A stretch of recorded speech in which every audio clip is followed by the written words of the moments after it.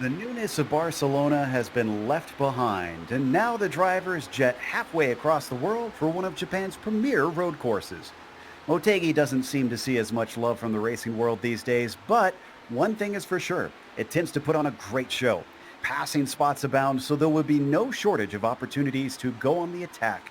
Will this give us another stunner?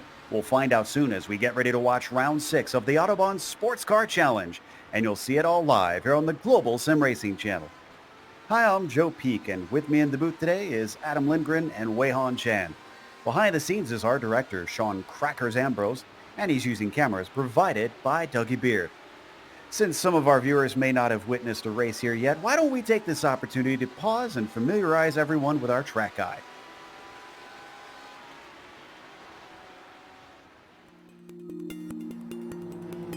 Welcome to Twin Ring Motegi. This well-known Japanese racing facility located roughly 2 hours north of Tokyo gets its name from the fact that it has both an oval and a road course that can be run. But a unique feature of this track is that instead of having a roval layout, the road course is entirely separate from the oval circuit. On top of that, drivers have 3 different road courses to choose from in the form of the Grand Prix, East, and West circuits. While not totally devoid of elevation change, the track is relatively flat. What distinguishes the place the most is the combination of plenty of long straights heading into heavy braking zones. This means that passing opportunities abound. With it being built in 1996, it has most of the qualities you'd expect from a modern road course, including flat curves, a fair amount of runoff, and multiple pit complexes. Oddly, because of the oval, the track includes night lighting for a portion of the road circuit. Though there isn't much notable about most of the turns, one of the more distinctive corners is the final chicane on the Grand Prix course. Leading out of a tunnel that returns you to the oval infield, it's kinked on entry and it tightens greatly at the second apex. This makes pushing the limits of this corner extremely tough, and it often catches drivers out. Though international series such as IndyCar and MotoGP have held rounds at the track, today it is mainly used for local open wheel and GT series. Still, the one-of-a-kind experience offered to drivers and fans at this circuit is sure to keep people coming back for years to come.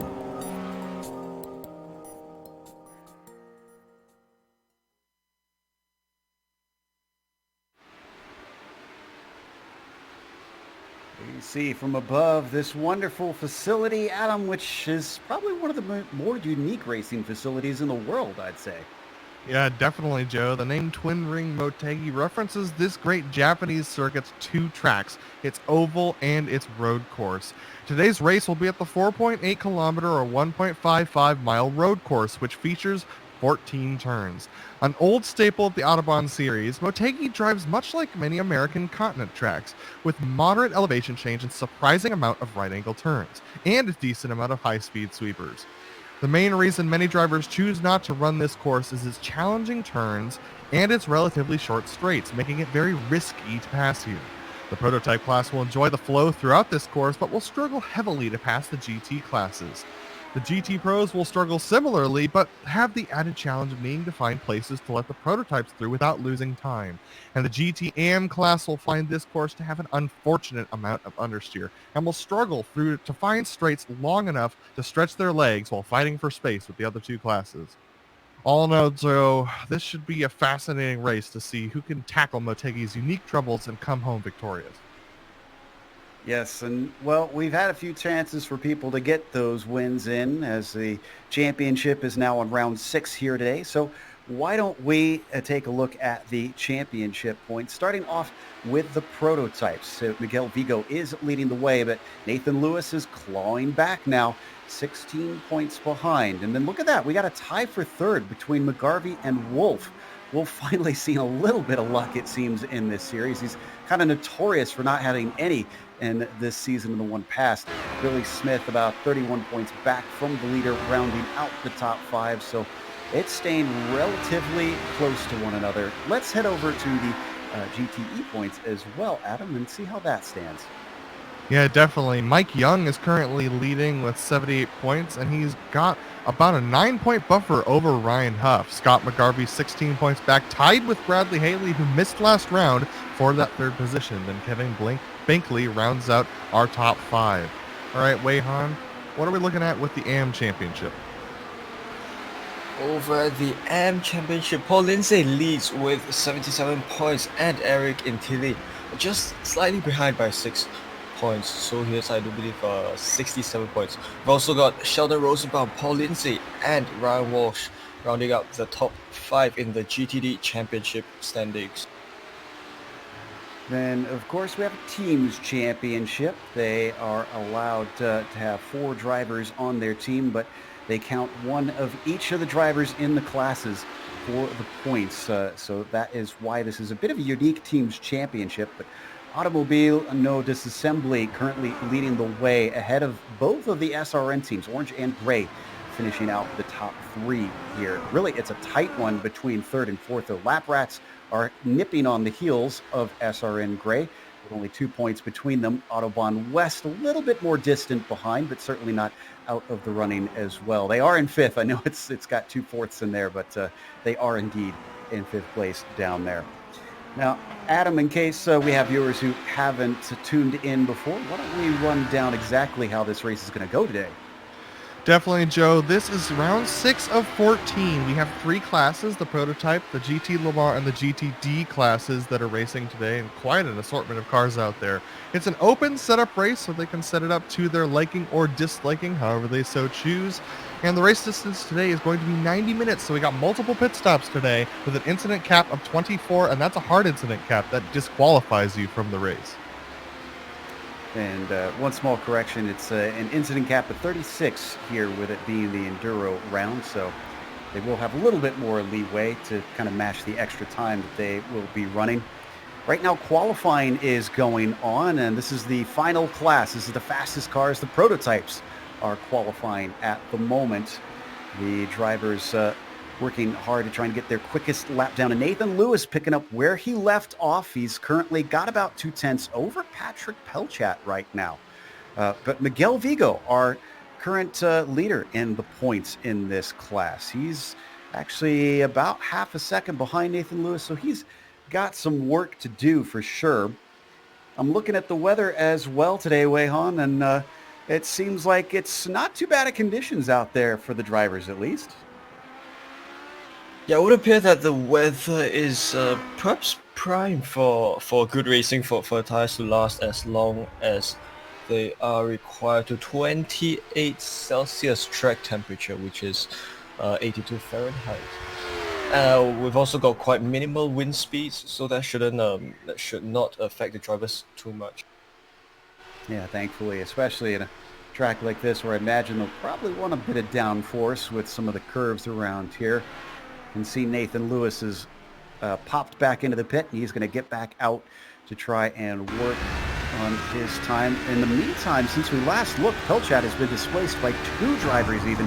Olivier is up in 2nd now, Adam, and Billy Smith has even moved into the top 3. So changing quite a bit up at the top here in these final 5 minutes of the qualifying. Yeah, with Nathan Lewis having the fastest time right now, it's no surprise to see him up there. He's been very strong, and Dominic Olivier's been battling with him this entire season as well. So the battle between those two still going strong, even here in round 6.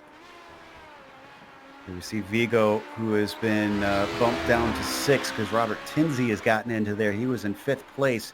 Finish line is actually pretty far down here. There he goes across it now, and it looks like Vigo did not improve. All 3 makes of cars are on the new tire model that has recently been put on them this last build. So the drivers are still somewhat adjusting and also having to get the temperatures up. They can't just rush out and try to put a quick lap in immediately.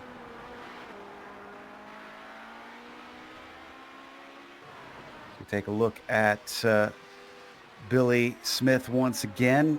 3rd place has got roughly a 10th and 3/4 to try and make up to Nathan Lewis to try and take the pole away. I'm trying to think the last time we've even seen a pole position from Billy Smith. He's quick, but even though he's been getting some wins, he isn't always on the top spot. As he crosses the line, he does go 2 tenths quicker, and it's just shy. It is 3/100 short of overtaking Nathan Lewis, but it is going to put him on the front row. Yes. So that moves him ahead of Dominic Olivier. As we take a look at Nathan Lewis, he crosses the line and does not go faster. He goes about 0.25 slower as Robert Timsey crosses the line, and he improves his time, moves him up to 5th. So a lot of drivers finding a little bit of time here later on in these runs as those tires come back up to temperature. There's Josh Wolf, who seems to be struggling a bit today here in the qualifying. What about John Ulmer? Oh boy, 13th for the Big Cheese is not typical, and that lap's not going to count for him. Meanwhile, I'm curious about Gerard, because he's coming to the line now at a 40.7 is his quickest. Apparently he won't find anything, and he's going to be followed by Miguel Vigo, who at one time was on the front 2 rows. And he's not going to make it back there at this point. He stays in 6th. And so these drivers are going to have not very much time left in order to get their qualifying times in. The guys crossing the line now will have probably about 2 laps left before they run out of time. And as we run and take a look at these prototypes, we've got to remember that in order to set a qualifying time, you have to cross the line and start the lap before the time runs out. Exactly. We're riding on board with Carbonneau right now, just behind Billy Smith, and as Smith comes towards finishing his lap, I'm curious to see if he can manage to go any quicker. Let's see what the Autobahn East driver has underneath him. He does. It's a 40.0, and that is going to put him on the pole. So Billy Smith clearly likes this track. That puts him on the pole by almost 0.2, Joe. That is quite the stretch. But we're going to see whether or not Nathan Lewis can do anything about that, because Nathan's been very quick as well. Robert Tinsley now puts in a time that puts him in 2nd, which puts Nathan Lewis down to 3rd. The Blade suddenly finds himself on the front row, so he's got a handle on this car. Josh Wolf, who's managed to get up to 9th, doesn't improve on that lap. I'm curious, Wei-Han, how you feel about the traffic today, because even though there's a number of straights here, I feel like the racing line kind of goes across the track a lot. Is that going to cause issues? Yeah, well, I think the traffic composition is a little bit more relaxed today. I would imagine there's a little less cars, and I think given the way the track is here, with not exactly the longer straights, kind of short to medium length straights, you might kind of experience a little bit of traffic jams here and there. But over the distance of the whole race, I think it should even out eventually. Hopefully we won't have too many issues on the various classes trying to work their way around here. It's a decent-sized field at 43 cars that have shown up on what is a bit notorious on iRacing for being a less than popular track. Looks like Billy Smith is taking it into the pits, and I don't think he's going to have enough time really to get another lap going here. Luke Carbonneau down and across the line, still working on it. That one must have had an off track because it did not count. And Nathan Lewis coming across now. He's going to be looking to try and improve his time. He's got to get up there and beat Billy Smith this lap or the next. He comes across the line and he does not improve his time. No, he does not. So he's actually 7/10 off. That is tough to swallow. What about Robert Tinsley? He's got a good chance here to try and take the pole away from Billy Smith. He's still getting those tires fully up to temperature because he seems to be improving every time across. So it was a slow lap this time, so maybe, I wonder if he even was trying to maybe cool them down a little bit. Maybe he didn't like the way that they were feeling. He's got one last try with 30 seconds left on the clock. Here comes O'Keefe as well as we watch Gerard continue to struggle. Yeah, Jason Gerard entering onto his final lap. Everyone crossing the line now are on to their final laps of the qualifying session. These are their last chances to cross the line and improve their times. Jason Gerard's been relegated. Oh, John Ulmer went off, so he's not going to improve. So Jason Gerard is only made it up to 6th place. Miguel Vigo only up to 7th. We know they've been fast. And Patrick Pelchat actually parked it about 2 minutes ago, Joe. So he's given up his opportunity to improve. So he'll start at the best in 5th position. And the heart-wrenching thing for Ulmer is that he just crossed the line with, if he would have gotten there 2 seconds quicker, he would have had that last lap, being able to start. This is going to be Carbonneau, the first one to take the final lap and take the checkered flag here in qualifying. As he crosses, he does go quicker, and he gets himself one position. That's up to 12th. So we're taking a look at Nathan Lewis here. Yeah, he's abandoned that, it looks like. So Olivier is going to be next. He's in fourth, the number 6 car with the best lap of a 40.3. Make that a 40.2, and that gets him into third. So that moves Nathan Lewis down to fourth position.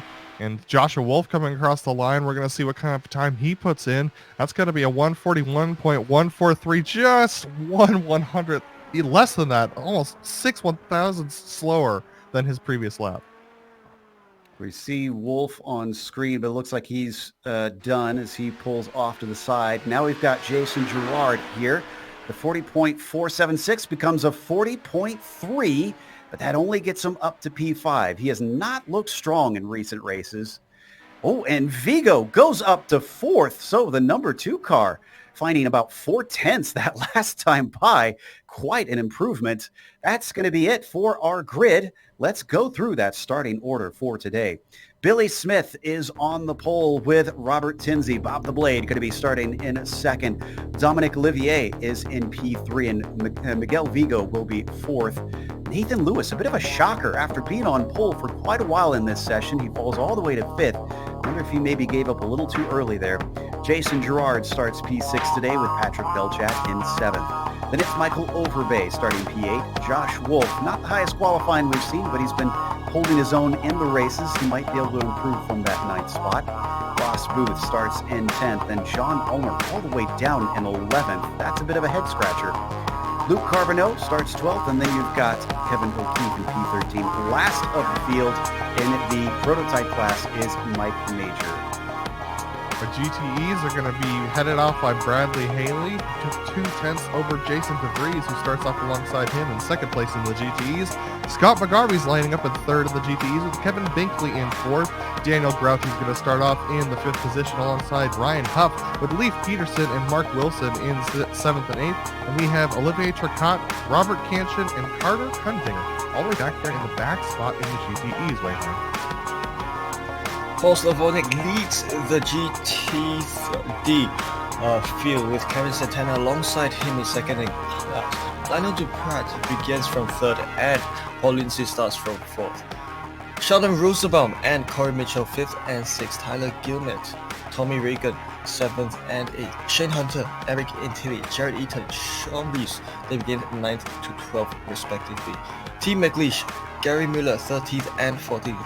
Mark Kedrowski, Sheldon Walshin, Chris Sherburn, and Cody Franklin round up your GTD starters on the group. And I do see everybody in the session right now, so it looks like we'll have all 43 cars starting this race. So you can see the full field lining up. They will start the pace lap on this backstretch, heading down into turn, I believe that's 12. Actually, no, that's turn 11, excuse me. And then it'll be pretty quick before the pace car will duck away into pit lane. They'll get going today. You can see it's gotten a bit darker. We're starting at about 5:30 p.m. virtual standard time here today. And much like I saw in the qualifying here, Adam, the practice to qualifying went to a much cloudier condition, and it seems to have done even more so going from qualifying to race. Very much so, Joe. It was 87 degrees on track during qualifying, and we're going to start this race with a 74-degree track temperature. That is a massive decrease from qualifying to race, and even more from practice to qualifying. It was 96 degrees in practice. So these guys they've dropped 23 degrees to start this race. Also, Joe, an interesting thing to note is how short this run is to the green flag. These classes are going to be really struggling to spread themselves out to the mandatory 3-second gap between the classes before they get to the green flag. Well, they've raced here before, so I'm sure they've got the experience to try and make sure they've got that down. You can already see, if we go to the prototypes who've taken off, many of them weaving their tires back and forth, trying to get some heat into them as they come under the bridge of the oval and into the infield section. One of the trickier corners on this lap, through the chicane, and they are not allowed to start until they get through there. They have been asked to wait until they exit this final corner to accelerate. So Billy Smith Dutifully following instructions, waiting patiently, and he goes as soon as he can. Big jump from Billy Smith down towards the first corner. Robert Tinsley's actually under threat because here comes Dominic Olivier looking to the inside. Meanwhile, it's a battle for fourth with Nathan Lewis to the inside of Miguel Vigo. He's going to manage to get into there. So far, so good through the first and second corners. It's all clean. Let's head to the GTE, Adams. Bradley Haley just got a really good jump after waiting a couple of seconds to try and fake out Jason DeVries. He's able to do that. Jason DeVries moving over to the right to try and block out Scott McGarvey. Scott McGarvey, though, getting passed on the outside by Kevin Bentley and Ryan Huff and those BMWs. He's trying to hold his position for third. Let's go back to the GTD. Brilliant start by Paul Stovoni, but he seems to be coming under a bit of pressure by Kevin Santana, who takes the lead. Someone out there gone out in the background would appear to be Lionel Duprat, but everyone else makes it through the field quite cleanly. A little bit of too wide here between 4th and 5th in class as they make their entry into this part of the circuit. So far, so good. Just one car off at the start is a good sign. Ooh, it is a close battle for second here in the GTDs because it looks like Slavonic's under attack from Lindsay, but he's looking to the outside down into turn 5. You could maybe try for the over-under here. No, he's going to hold all the way around the outside and actually get chopped off as they head under the bridge. Strong move from Slavonic there, trying to retain his position, trying to get there, but look at that. It's starting to bottle up the people behind him. That battle for second is now a battle for all the way back to 5th. Slavonic really wants a good result here today, so I have a feeling he's not willing to give anything up quite yet. This battling, though, is allowing Santana to start to pull away, as we think we've had a problem with Josh Wolf. Looks like Josh had an off in turn 11. Yes, he had an off in turn 11, just came off track. It's a single car incident, so we don't have to go back to it. But they're side by side for second again. Paul Lindsay on Paul Slavonic gets to the inside of the corner and is able to make that work coming off, and now has a great run going down the straight. Pretty hard fighting for Colt tires here. And Wayhan, I have a feeling that Lindsay is really eager to try and get the spot because coming back at him, here comes Slavonic, but he leaves the door open, Wayhan, for Sheldon Rosenbaum to get involved. Ever so close. Bumper to bumper goes Slavonic and Rosenbaum, but I think there's someone who might have gone out, Carter Condinger in the GTE class, and this would appear to have caused a little bit of a shake-up here in the GTD field. Yeah, Kevin Santana, your class leader. Ferrari is stuck in the middle of them now. Yeah, this is Carter. What happened? He actually got punted. Oh, he's actually just hit another car ahead of him as we were going on to the replay. That was Tim McLeish who went around, and this is Carter Kundinger trying to find his way back on track. He really had some trouble here. He got punted in the back by, I believe that was Olivier Turcotte, and that sent him almost all the way across the tracks. We actually made his way back onto the track backwards, so it struggles for him as he goes forward. Oof, messy start, unfortunately, for Carter Kundinger. And again, they do not have a spare car, so if he gets any sort of damage from this, he's going to just have to deal with it until they get to the first pit stop. We expect 2 of them today. Not seeing much from the camera angles that we've got on him. Let's glance back at our prototype leaders because we haven't checked in on them for a while. And Billy Smith handling things well. In fact, he's pulled a gap of about 1.2 seconds over Olivier. Yeah, he's being very strong there. That launch he got off of the first corner, off of the pit corner, really started to work for him, but they're battling way further back. There's a big wreck, actually. Yeah, I think he may have gotten shoved off because he was fighting side by side with John Ulmer. Yeah, there was contact between the two of them. Let's take a look at it. It's into the first corner. You're going to see, is this Ulmer getting to the inside? Yes, it is. So he's going to go on the attack. And Overbay doesn't defend. In fact, he gives him space. Oh, John overshot the corner. Yeah, John overshot the corner, and that sent him around, unfortunately. And while we've been watching that, Mark Wilson in the GTEs also had a problem, and he's gone backwards, and that's actually bottled up the lead 2 in the GTDs, Kevin Santana and Paul Lindsay, who are now nose to tail because of getting held up by Mark Wilson. Lindsay going from 3rd to potentially fighting for the lead, and they're only on the 3rd lap of the race. So he's obviously on a climb. Now, how hard is Wilson going to try and fight to get back? Because he surely can see that this is a battle for P1 here in a class that's not his, so he probably does not want to interrupt this way, Han, but he can't give up too much time sitting behind them. Yeah, well, you have to also factor in the kind of timing differences between the GTE and GTD classes. So it could well be that their lap times might just kind of be around the same region. Now, it would appear that a little bit of contact that I've heard between Santana and I think Paul Lindsay. So I hope this would open up an opportunity for Mark Wilson to make his way around. He does so alongside Paul Lindsay, but I think this is going to throw a spanner in the works for the composition of the top of the GTD field. He's trying to go around the outside of the hairpin at 10. It still doesn't quite work out. He is very stuck, much to the ire of Paul Lindsay. Now he's looking to the inside. Should be able to outbrake that GTD car. Let's see if he manages to get fully past him. There you can see him coming through here down into turn 11, and at least he's got ahead of him now. Yeah, Paul Lindsay giving that position up. It looks like Kevin O'Keefe has had a problem. We'll take a look at that in a moment if we can. But Mark Wilson making it past Paul Lindsay there in the GTD class, but that's going to give a massive gap up to Kevin Santana of over a second. I'm afraid O'Keefe seems to have maybe bailed off course, just dealing with that connection issue he's been having since the start of the race. So not sure we'll be able to get the cameras on that 629. He's blinking a lot currently. Right now still watching Wilson try to get back past the leader in those GTD cars.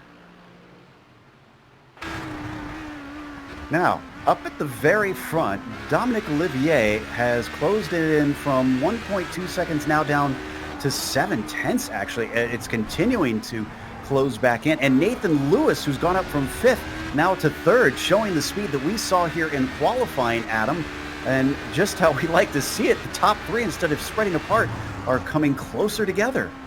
Yeah, we've seen Olivier and Nathan Lewis really battle it out between the two of them over the course of this entire season, and they're headed towards the front. Olivier has been pushing very hard, as is his racing style. He is very aggressive on track, and he has been pushing extremely hard towards the front of this field and trying to get up to the back of Billy Smith, whereas Billy Smith seems to be managing his stuff. Remember, this is not our normal 60-minute race. This is an hour and a half long, so these guys have multiple pit stops to contend with. So two different strategies here, I think, Joe. Absolutely. And you may have noticed that we already have the headlights on these cars. Even though it's only about 5:40 p.m., with all this cloud cover, it's gotten dark very, very quickly. So I wonder with this 90-minute race if they're really actually going to need those headlights by the time things are over. But so far, it's clear skies right in front of Billy Smith, because he's been leading the way since the drop of the green. Just has to watch out behind him because Olivier continues to inch forward. Now, down in the GTLM class, Bradley Haley has pulled out by actually a monstrous gap for how early we are in this race. It's about 5 seconds. It's Jason DeVries and Kevin Binkley who are our first battle here. DeVries and Binkley both riding in the BMW today. And they actually, Scott McGarvey, I'd say, is in this fight too. Yeah, Scott McGarvey definitely in this fight. He's only half a second behind Binkley, and that's actually really easy to close that gap if Kevin Binkley makes a mistake. So Scott McGarvey definitely looking on in this battle and hoping that Kevin Binkley gets up there and starts mixing it up with Jason DeVries. I'm sure he would really appreciate that. And McGarvey is closing in a little bit more. And different cars, because that Ferrari versus a BMW. Now, granted, they're both known as good all-around cars, so I have to imagine they'll suit this track well. I'm kind of curious if there's any sort of advantage. Oh, multiple cars. Oh, and there's, I think it was with traffic. Nathan Lewis is involved. I see a car on its lid. What happened here? This has huge championship implications. It was a car spinning in front of them. Oh, and he was coming back on. It was his teammate. It was Billy Smith's own teammate. And he even got hit by Miguel Vigo, who even got out of this thing clean. Lionel Duprat was across the track. This is just the roughest. Watch Billy Smith. He's trying to, he just gets clipped. It's just, this is the worst thing to see when you're coming out of a fast corner like that. And then Billy Smith gets run over later on as well. I think the top 5 are all involved in this in the HBDs. The only one that wasn't? was Dominic Olivier. If you want an onboard, there you see him going right through, inches away from the incident, and the poor GTD car just tumbling down the track. But Dominic Olivier, I believe, should inherit the lead. He will inherit the lead because these top three are all in the pits. This is going to really shake things up for this race. And here he goes. He's going right by him right now as he catches up to the back of the GTD field. Dominic Olivier is now your leader in the HPDs with Patrick Pelchat 2.5 seconds behind. Wow. This is a wild development. This race is going to turn the championship on its head because of our top three in the championship points. Vigo's in the pits now. Lewis is in the pits. Stephen McGarvey isn't even here, I don't believe. And then you have to go all the way down to sixth in the points for Dominic Olivier, who's already working his way through lap traffic now. Yeah, but we should take a look at the battle for second place between Pelchat, Jason Gerard, and Robert Tinsey as they're getting really stuck up behind the GTDs, and we're seeing it right behind them there. This is going to be very thick. Robert Tinsey taking an opportunity to pass Jason Gerard because of being getting held up by the GTDs there. And Patrick Pelchat trying to cut his way through. He's going to go to the inside just a little bit on Jerry Mueller, who actually holds up on contact there between Gerard and Tinsey. My goodness, they just banged into one another nose to tail. Tinsey manages to get away. It looks like Gerard lost quite a bit of time from that, and he falls back into the clutches of Ross Booth. We ride on board with Tinsey. I'm hoping they didn't get too much damage. It really is. My goodness. They've got cars in every which direction there, and the GTDs are not taking the normal lines that they would take, which makes it even more difficult for these HPDs to try and predict their way through these gaps. This is one of the challenges of this race course, and they're doing the best they can, but clearly it's a challenge, as I saw Robert Tinsey getting held up again in front. And it's saying something when we call an Autobahn race chaotic, because that's almost the MO for this series. So, I'm still trying to kind of catch my breath and reorient on how the situation is in this race, especially because we still have a battle for the lead here in the GTD's Wayhan. Lindsay's not given up on Santana and has been hounding him since the start. Fair to know that the GTD class has been clear of the GTEs, have all made their way past. Santana driving so hard, defending his race lead from Paul Lindsay, and they are having such a great battle at this point. So we ride on board currently with Paul Lindsay, still staying in the tire tracks. Two very different lines. Oh, maybe a little too wide there for Lindsay, as I thought he caught the dirt. They're so close, almost bumper to bumper even. Down towards one of the popular places to pass. Lindsay falls back. Not quite going to get the opportunity here. Maybe he could set himself up for the exit. I'm keeping half an eye on those leaders in the prototypes because Pelchat's still chasing down Olivier, but he's about a second and a half back right now. Of course, that all could change very quickly in this traffic. There's the connection problems here with Paul Lindsay, apparently. Yeah, and Joe, that lead has really closed significantly. It used to be 2.5 seconds, but Dominic Olivier got it down to within about half a second there for a moment. So this traffic really causing chaos for these HPD leaders. Not missing much up at the front of the GTLMs. I know we haven't been giving them a whole lot of love, but they just keep spreading apart. Really, only the battle for third is relatively close. We'll give some camera time to the 428 at least. With one win to his name so far this season, I'm sure Haley would like to increase that number and get himself back in the hunt for the championship. Yeah, Bradley Haley having missed last week, like you said, this is definitely his chance for redemption. And with 7.5 seconds, as they start coming into pit stops, which I know are still a ways out, he's going to be trying to build that gap and make sure that works. But we're taking a look at the battle between Kevin Binkley and Scott McGarvey for third place here on screen. Scott McGarvey has closed up significantly to Binkley, and it's starting to get really good. But it looks like Jared Eaton has hit the pits too. I think that was with a toe because that's one of our GTD cars, and I'm seeing him scored ahead of the GTLMs right now. So I'm not sure what caused that. We'll try and go and look at that in a moment. But this battle on screen, Staying very close down through the tricky final chicane. Both of them going to be nice and smooth. Don't count out Ryan Huff, about a second back from him in the Porsche as well. He could maybe get himself into the fray to ride on the gearbox of Kevin Binkley, heading back into the first couple corners.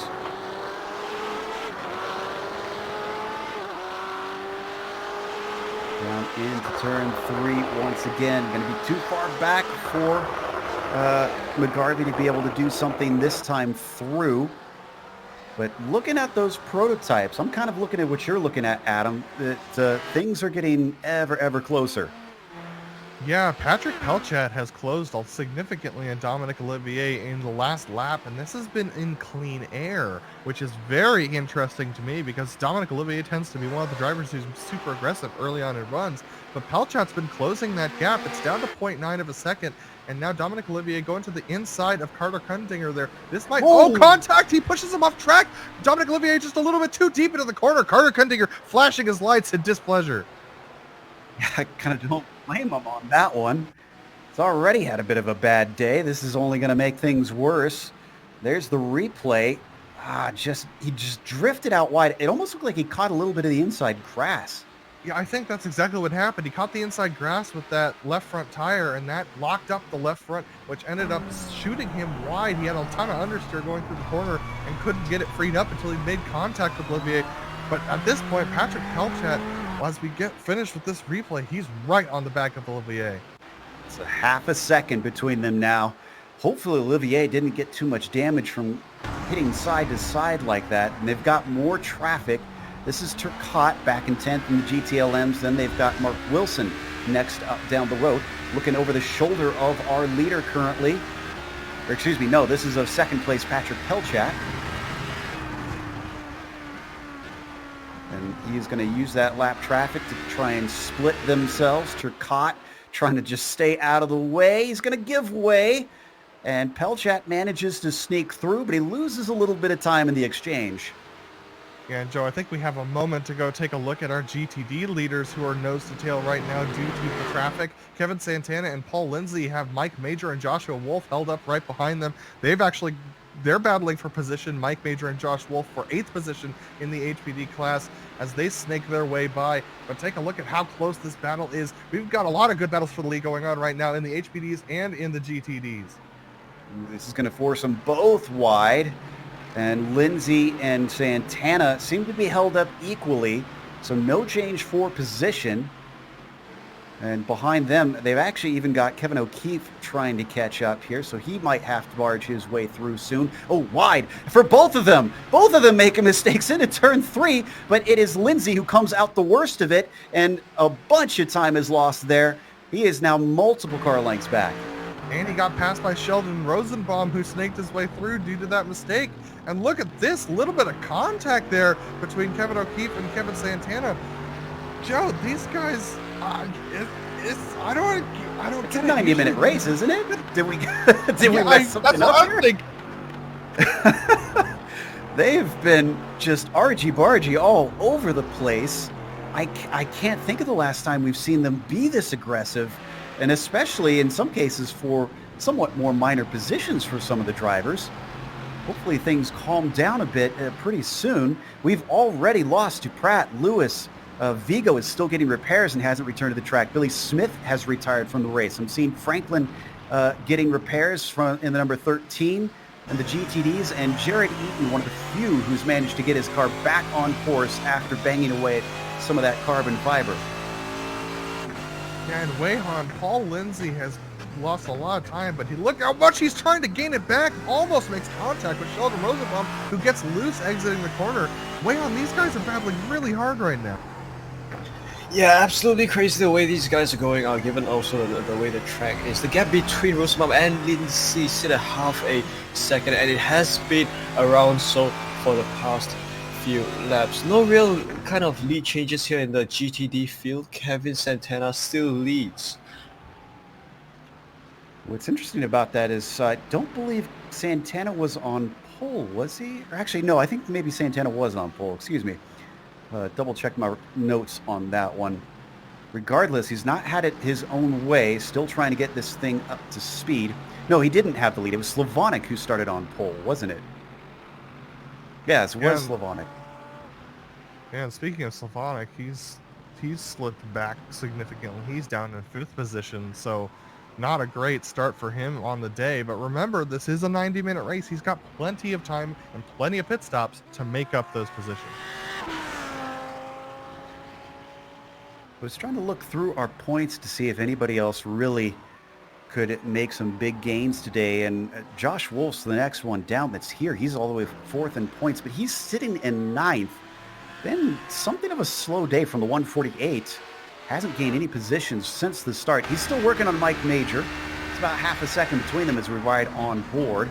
And they're coming up to some of that traffic as well. This is Turcotte and Wilson. Yeah, Turcotte and Wilson teammates here, but that's not going to make it any easier for Mike Major and Josh Wolf. We're going to see whether or not they get these positions. Josh Wolf Mike Major getting a little loose exiting the corner, but Josh Wolf not able to get a great exit either.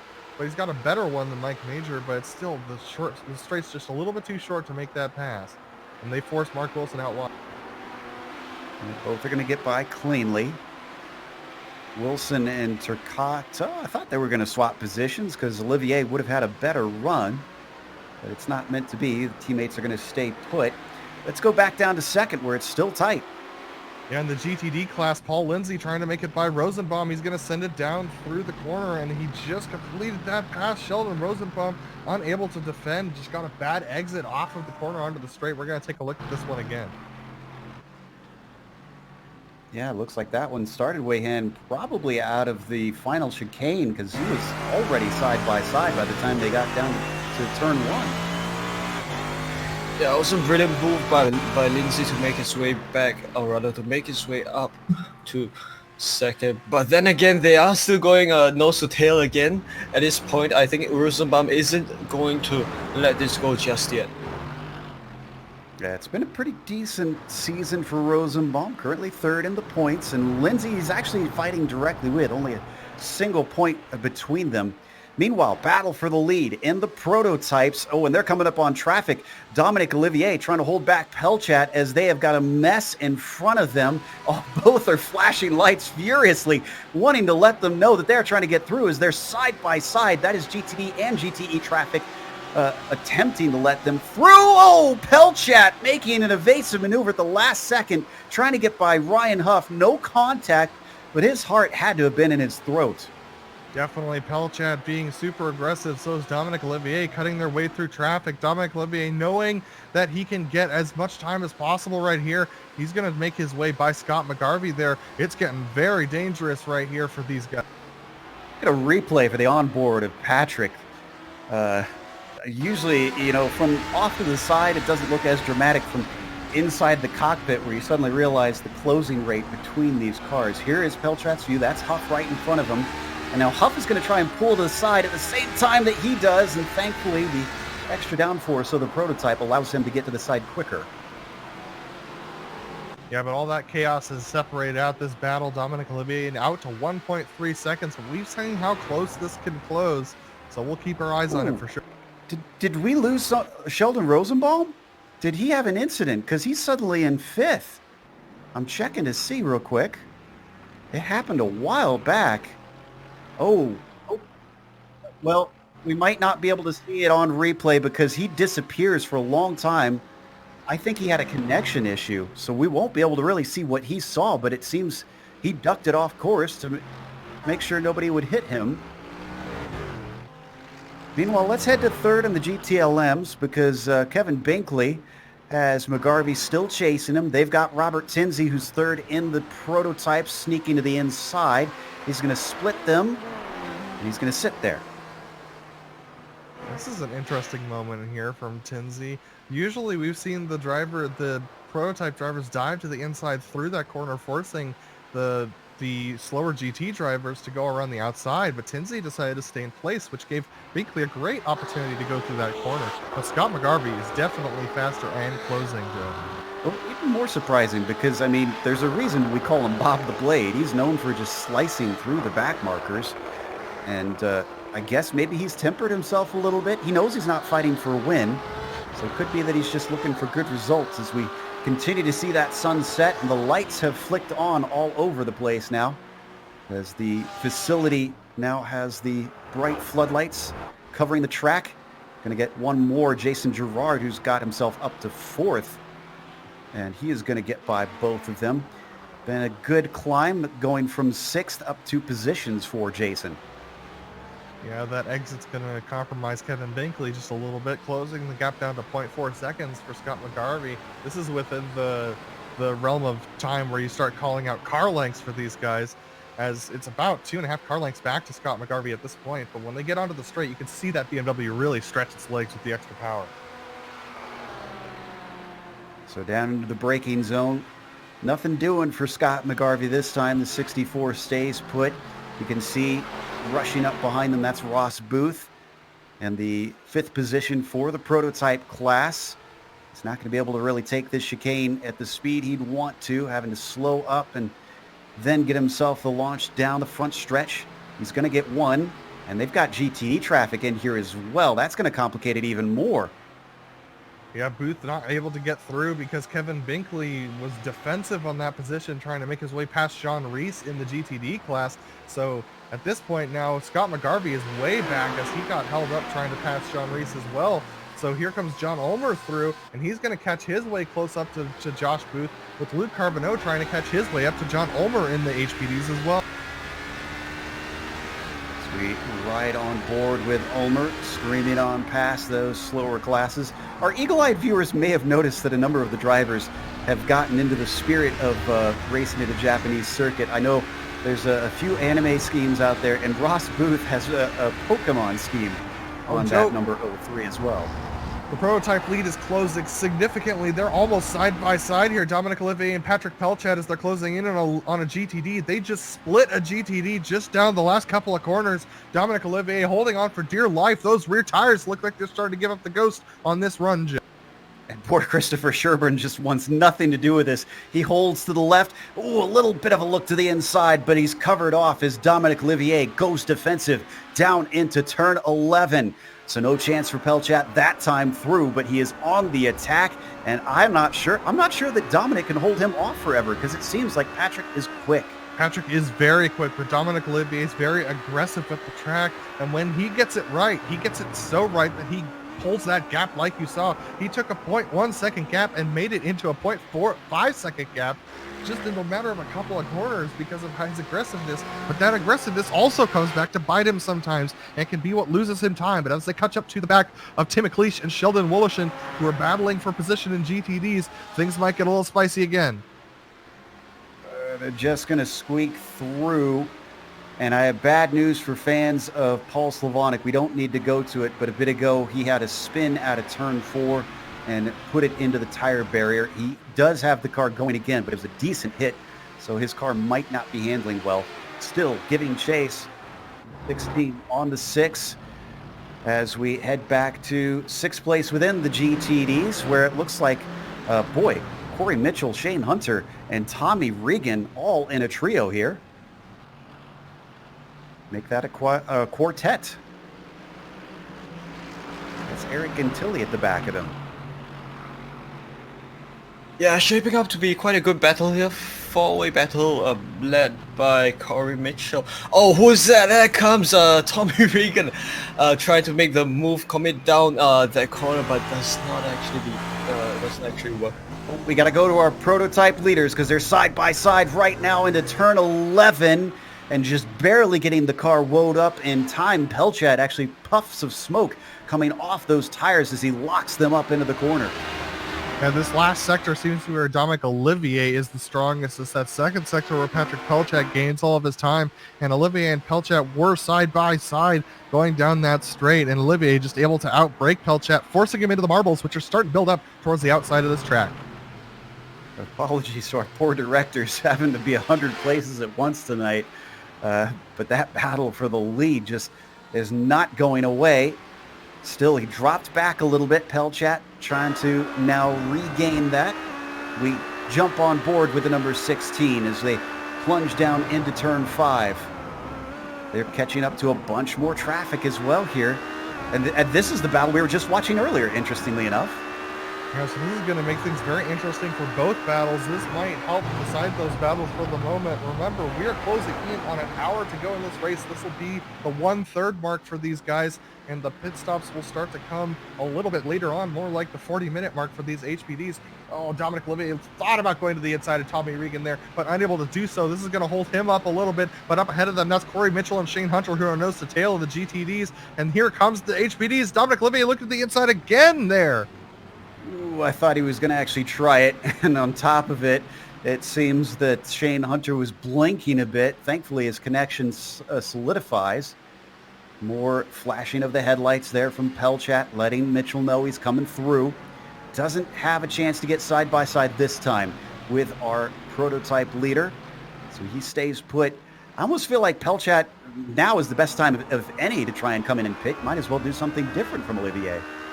Yeah, I'd highly suggest that. Also, for our eagle-eyed viewers would notice that Dominic Olivier and Patrick Pelchat take very different lines through that last sector, and Olivier's line definitely seems to be benefiting him as they go through there, but then Patrick Pelchat's able to gain the time here through the latter half of the course. It's just on that one corner where Olivier has Pelchat beat. I'm wondering when the moment is when Pelchat's going to realize that his line is suboptimal and change it. Oh no, Pelchat's around! He clipped the grass with the right rear. At the exact same moment, Kevin Santana has given away the lead by having it off course. So you see him right there coming back on.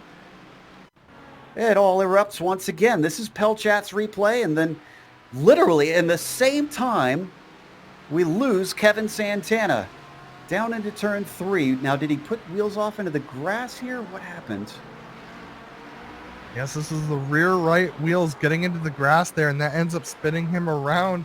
And so he goes off, and then that seems to just like trigger sympathy spins from the GTD car. Yeah, one of them goes off course, and there's Santana just recovering. Santana actually got into the wall, I think. As we come back live. So Pelchat now finds himself in third behind Gerard. And this is going to be an important podium for Jason with his love for the Japanese culture. And Joe, also, Bradley Haley has been taken out of the lead of the GTE class? What? Or did yes, he got hit. He got hit about half a lap ago by Luke Carbonneau. What in the world is happening in this race? Luke Carbonneau was battling with John Ulmer and ended up collecting him, getting right rear suspension damage on Bradley Haley's car. So now he's in for repairs. He's out of the race. Let's see if we can find it. Maybe about 2 minutes ago, roughly.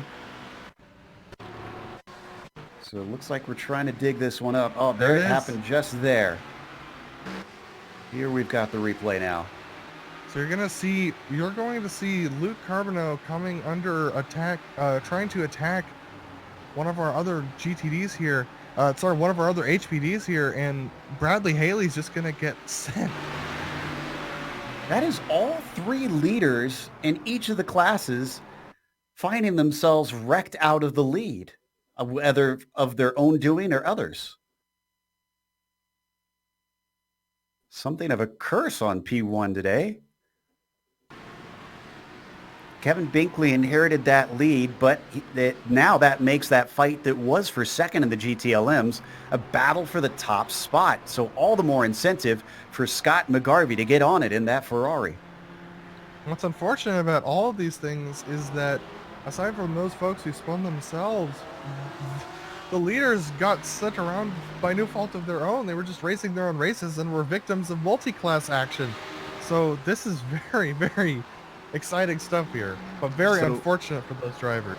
So some love to our new leader in the GTD class as well. Tyler Gilmet now leads the way there, and he's got about a 5-second lead over Sheldon Rosenbaum. So he's sitting nicely, and I think I just saw Pelchat head in. Yes, indeed. Both our leader and second place in the prototypes are in pit lane. Dominic, a huge Patrick Pelchat in. Go ahead, Wayon. Yeah, huge shake-up here at the GTD side of things. Because just over the course of the past few laps, you've lost the race leader, and you've also changed, the the whole positions and all have completely changed. Gearmat race leader Sheldon Rosenbaum still in second, but of course third has gone to Shane Hunter. So of our prototypes from Kevin Santana too. Yeah, absolutely. Interesting to note, of our prototypes, every single one has pitted by now, except for Mike Major, I'm seeing. So for some reason, the 23 has decided to go a little bit farther. Oh, we have that battle for second place in the the GTE class is getting very close between Scott McGarvey and Jason DeVries. But Jason decides not to take the position. He had the inside through that sector, but decided to back out of it. I think they're getting very close to pit stops here, Joe. Oh, and Jason's also a very wily driver. I suspect he's not willing to risk the car right now. I think he's got something up his sleeve in the long run. We're just 35 minutes into things at this moment. Definitely into the pit window for all three classes. Oh, and some interesting pit strategy news, Joe. Dominic Olivier came into the pits a lap after Jason Girard, who was in second, and Jason Girard is right on the tail of Olivier for the lead of the HPD class right now. This was an undercut working to perfection for Jason Girard, and he's now right on the tail as they catch up to Corey Mitchell and Tommy Reagan. They have to slope a lot to get through this corner. This is going to make things very interesting going into the next couple sets of corners. Jason Girard having to back off a lot here. Corey Mitchell trying to hold on to his position. That's just going to hold them both up. I mean, he had to be aggressive. He was fighting for top spot there. It just unfortunately caught them both out. And look at him weave to try and get the marbles off of his car, off of his tires, because he was way out there. Major finally comes into pit, so Olivier gets the lead back. Girard up into second. Let's not forget, though, Girard with a much shorter stop. Well, as Bill Zahn likes to say, he's got to pay the piper at some point. I think that was his quicker stop of the two that they have today.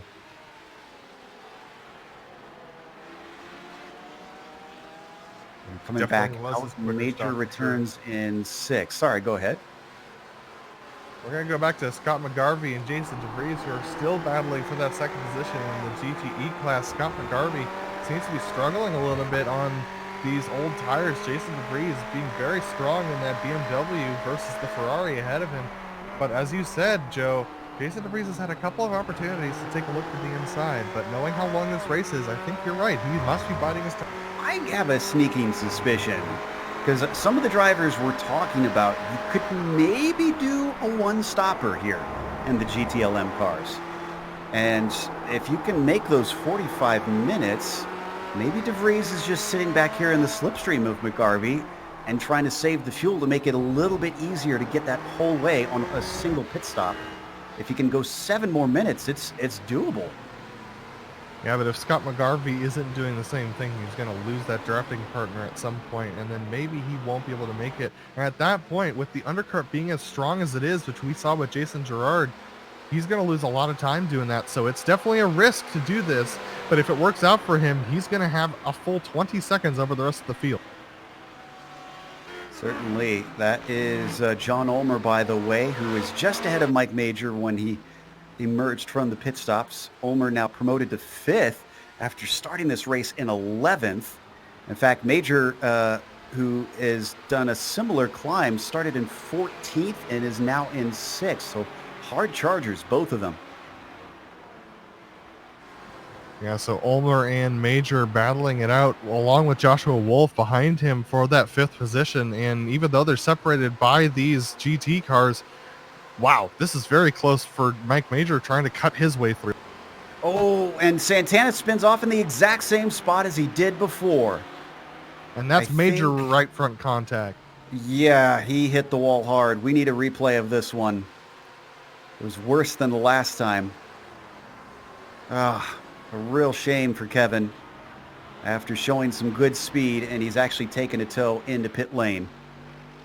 Looks like we won't have the replay, it seems, as we've stayed with this battle. Santana's currently marked as the leader, though that timing and scoring is not correct. Here we go. All right, so down into turn 3. Everything looks fine. And it's coming out of 4 that he loses it. Is it a wheel off? Yeah. Oh, yes, absolutely. Left rear wheel into the dirt. You're going to see it right here. He's going to come around the corner, clip the inside curb a little bit. That sends him a little bit wide. It looks like he took a little bit of wheel out. He must have been a little loose already. And then he gets that right rear wheel into the grass, and that just spins it up and sends him straight into the wall. Just has not been the best of seasons for Kevin. I say that, though he is the points leader, but Monza didn't go well as we head on back to the battle between John Ulmer and Mike Major. Boy, Mike has caught him back up quite a bit. Yeah, Mike right on the back of John Ulmer here, and this is due to that clean air. It sure looks like Mike Major is quite a bit quicker than John Ulmer when it comes to clean air pace. And this is after the pit stop, mind you. And remember, Mike Major pitted 1 lap later than John Ulmer. And so that's very fascinating to me because John Ulmer's tires should be up to temperature faster than Mike Major's. And they both shouldn't be at, well, John Ulmer should be just getting to peak tire temperature now, and Mike Major's still got a lot to go. Been a little bit on edge. I've been watching this battle on screen, and then on my screen I've also had Kevin O'Keefe working his way through the leaders in the GTLMs, and he got very, very close to all 3 of them nearly making contact. In fact, I think that a little bit of flashing of lights from Jason DeVries at him, almost in displeasure. This battle between these top 3 on the podium has not gone away. And as much as we talked about DeVries sitting back, Scott McGarvey, what's going on with him and Binkley? He's been stuck right here, almost the exact car length behind him for just about the entire race we've watched him.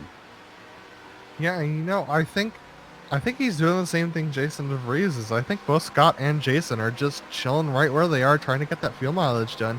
Because if it's possible to get that one stop done, like you said, Joe, then you got to take the risk, because that gives you such a big time advantage over the rest of the field if they're unable to do it. And there goes yeah, Binkley off. So he couldn't make it. He couldn't get it done. That is 2 laps ahead of schedule. Minutes. Yeah. Down into his stall. It will mean a very short final stop for him, though. Just a splash and dash. I'm guessing then probably going to take tires this time. Jason DeVries is going for a pass on Scott McGarvey right now, and he actually backs out of it again. So that's definitely confirmation of what you said, Joe. Jason DeVries is definitely trying to save fuel right now. He had the position because of Scott getting held up by Corey Mitchell. Lift and coast, lift and coast. Meanwhile, Binkley, we mentioned it, followed by Peterson. Looks like Kanchan, Turcotte. Well, Turcotte's already taken his stop. In fact, he was in 2 laps ago. So is Carter Kundinger. Binkley returns in 5th place. There's Leif Peterson coming back out. Robert Kanchan looks like he's got his service done. Yeah, so these are all the guys who are not able to make it on that fuel run and try and make it to the end of the race. So it's going to be very interesting to see what the Scott McGarvey or Jason DeVries can get that done.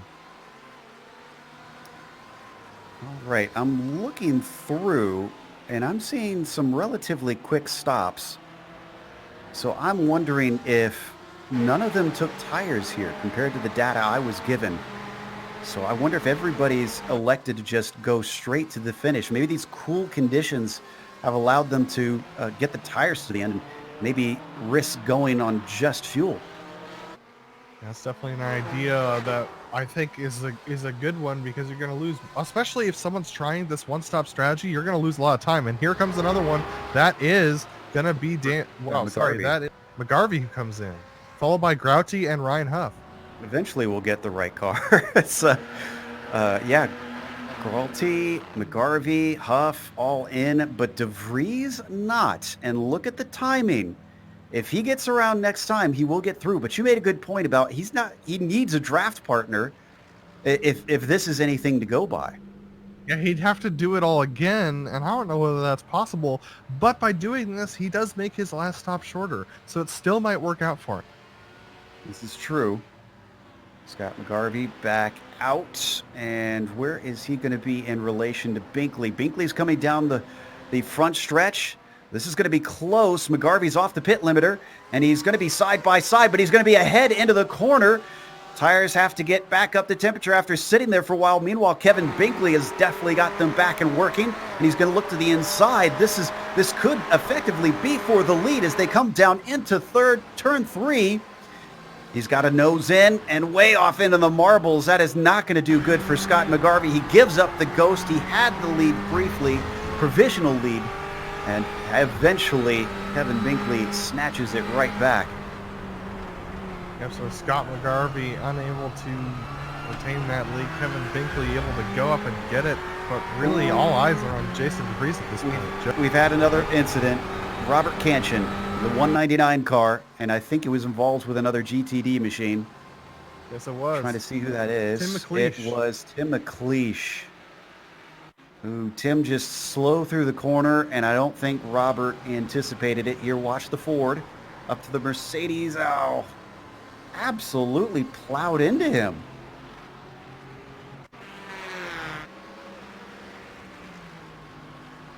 Not sure what happened there.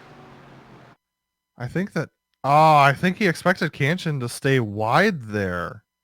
Or he expected McLeish to stay wide there, and then McLeish went to his line, and Kanchan thought he was going to be able to get through. Would he normally gain that much time in that corner, though? Because he was about 2 car lengths back on corner entry, and then suddenly, watching Turcotte's view, it just splits both of them right through the smoke. Meanwhile, we got to get back to our leaders. Jason Girard, who knows he needs that track position. It might actually have it here. Bad exit from Dominic Olivier coming down the front stretch. The 0-2 has an open goal. Can he make the slam dunk?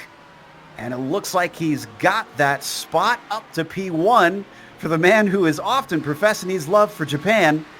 But I'm not sure if this win is in the bag for him quite yet. Coming back at him. Looks like Dominic decides not to try and fight it. He backs off in the braking zone. That's interesting because Dominic is one of those drivers who I'm used to taking every opportunity to battle a driver for the lead. But he got held up significantly by Sheldon Rosenbaum, who is in the second place in the GTD class. And that ended up really holding him up off of that, putting him on a bad line going into the final sector, which allowed Jason Girard to make that pass. Well, if he's smart, I mean, if someone has been in his ear about what's going on with the strategy, he should know that he doesn't have to fight Jason Girard at this moment.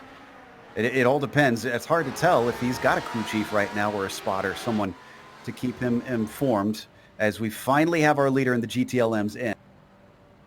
Yeah, Jason DeVries finally giving up that time coming in, but look at the time on the clock. 42 minutes and 30 seconds when he came into the pits. That is a good 5 minutes more time out on track that he spent than Binkley and Scott McGarvey. So this is going to be very interesting to see whether or not this is going to work out for him. Meanwhile, let's see where he comes out in terms with Binkley here. Because DeVries is past the cones. And, oh, wow. Wow. He actually is well ahead. Did DeVries turn the wick up on that last lap? I also think he took a little bit of a shorter pit stop than the rest of the guys. But that's totally possible. If we could pull up the stats between the 89 and the 75 on the pit stop, it wasn't that drastic, though. It's like 2/10 difference, I think. Let's double check here. That could be chalked up to the crew. So here's the interesting part for me, Joe. Jason DeVries is going to have to let himself get passed by Binkley, I think, if he's going to try and make it all the way to the end. Or he could just turn on the afterburners and see whether he can beat them all on raw pace at this point. And he'll have to come in one more time just like everyone else. True. So as he actually pulls over and lets Jason Girard, our leader in the prototypes, through. We've been paying so much attention to the top 2 classes. Wayhan, I was glancing down at the timing on the GTDs and things are a little odd down there. What's been happening? You've been quiet. Well, not exactly too much has happened, but we do have Tyler Gilmet with a massive gap ahead of everyone else in the GTD field. Gilmet is 27 seconds ahead of second place Sheldon Rosebaum, and the matter of fact is that they've all taken their pit stops. And it looks like Gilmet's was much shorter than Sheldon Rosenbaum, so that would explain the gap. Why don't we pull that comparison up to give an idea there? So I suspect that we had Sheldon taking tires and Tyler not. We can see if anybody else did. Paul Lindsay did. It looks like it's possible that Eric and Tilly did as well. 46.9 is a long stop for fuel only. Yeah, I'd say, well, that is a very bizarre stop time compared to everybody else for Eric and Tilly. I'm not sure what to make of that, if I'm honest. Going back to Lindsay, who's just got a spot from Kudrowski. That bumps him back up to fourth, making good on those fresh tires. At one point was challenging for the lead. Now he's got some work to do. Actually, believe it or not, Joe, Paul Lindsay's on 5 lap older tires than Mark Kudrowski. Kudrowski's tires are only 7 laps old, whereas Paul Lindsay's are 12 laps old. So Paul Lindsay just on a tear right now. He's gotten himself used to how the car's handling after that stop. 12 laps ago. What? That's interesting. So Yeah, Eric and Tilly was also in 11 laps ago. So did they do it at exactly the half-hour mark, maybe? Yeah, they might be trying to split this evenly, so that would be a very fascinating strategy, and it'll be fascinating to see whether that works out for them. Yeah, that one's... I've heard of it being done, but it also makes you take longer in pit road, but it means you have fresher tires at the end. Scott McGarvey's in the pits. So he's doing a quick second stint, maybe, splash and dash and take it to the finish from here. Oh, Daniel Gralte's had problems on pit lane, on pit road, not on pit road. He's on the pit strip. He had a major moment. This deserves a replay. We talked about the difficulty of this final chicane here, Adam, and this is a perfect demonstration. Yeah, this is that Porsche getting very twitchy on these new tire model, and he got very lucky not to hit the outside wall there, so he's only going to pick up a time loss from that. But look at it, twitch there, just getting a little bit too much oversteer through that first part of that chicane, and he had to correct for it and then locked up the front tires, and that sent him off into the ground. Let's head over to Paul Lindsay once again. Wei-Han, he is absolutely climbing. That number 70 is already on the back of Corey Mitchell and has dropped Mark Kudrowski. So whatever he's done in these pit stops, whatever the strategy is for the 70, he is a rocket ship right now. Oh yeah, he is in fact on fire. Of course, his teammate in the HPD is making his way around. Okay, that might have thrown the spanner in the works a little bit. It is fight for P3 with Corey Mitchell. Mitchell a little bit slow coming through turn 6, so that's going to allow Lindsay to really close up on the brakes right up behind him as the number 70 looking to try and get this spot. In fact, it almost looks like he's being held up through here. Such is the pace difference between himself and Mitchell. No attempts into turn 9. Looks for the launch off, but he's going to have to go the long way around. Mitchell holds to the inside of turn 10. They've also got Carter Kundinger and the GTLM car behind them. Deep on the brakes for Lindsay. Does it get it done? Oh, a little bit of a touch, and they get out the other side, thankfully. And Kundinger slows up, seeing that melee start to erupt in front of him, just as they get it interrupted by Carbonneau. That was so intense. Now, of course, Kundinger making his way around Mitchell. No, yeah, with 3 classes, in fact, within 4 cars, it is always a little bit difficult for everything to piece up together, threading the needle and all.